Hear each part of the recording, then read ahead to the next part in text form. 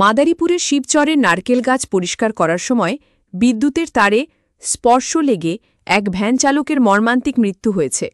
মৃত আব্দুল হক মুন্সি বহেরাতলা উত্তর ইউনিয়নের চর গজারিয়া গ্রামের মোতাহার মুন্সির ছেলে। রবিবার ৩১ আগস্ট সকাল ১০টার দিকে এই দুর্ঘটনা ঘটে। স্থানীয় রিপন মাধবর বলেন, আব্দুল হক মুন্সি একজন ভ্যান চালক। সে মাঝে মধ্যে অন্যের বাড়ির নারকেল গাছের ময়লা পরিষ্কারের কাজও করতেন। আজ পাশের বাড়ির নারকেল গাছ পরিষ্কার করতে গিয়ে বিদ্যুতের তারে স্পর্শ করলে ছিটকে পড়ে যায় মাটিতে।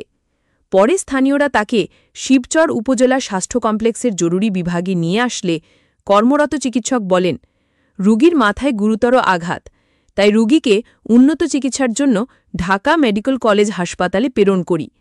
পথিমধ্যে আব্দুল হক মুন্সি মৃত্যুবরণ করেন। শিবচর থানার ভারপ্রাপ্ত কর্মকর্তা ওসি রকিবুল ইসলাম বলেন, এ বিষয়ে থানায় কোনো অভিযোগ আসেনি। অভিযোগ পেলে আমরা তদন্ত করে আইনগত ব্যবস্থা নেব।